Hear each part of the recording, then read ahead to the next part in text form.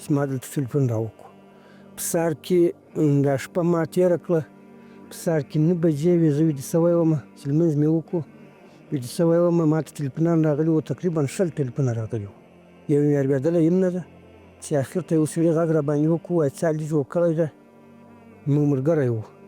دغه تلیفونان له سهاره چې درته راځي ته پرې خبر نه یې ولې؟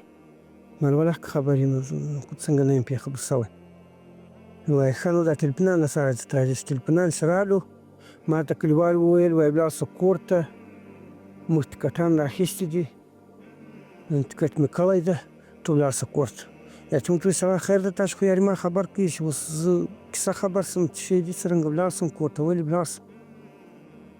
یا ته یې ویل ته ولاړ شه کور ته، یا چې به ویله ټول حاله خبر شي. ما ښه سړي ما کلیوال اوس هم دلې ده. هغو ته مې ورته وویل، هغه وویل ته راووځه د باندې. د باندې څه راووتم، یې ته ویل وایي ستا په کور کې افغان لګېدلی ده، شهیدان سوي دي، څوک زخمیان دي، څوک شهیدان دي، ټول. یا ته ښه صحیح، زه هغوی ایرپورټ ته راوړم، یا چې نو زه په حال خبر سوی یم، نو مې هغه لیدلی ده. 2 شپې وتلي وې، چې دلته راغلم خلک ناست وو کوټه کې، خالي پوښتنه خو مو سره کړې ده.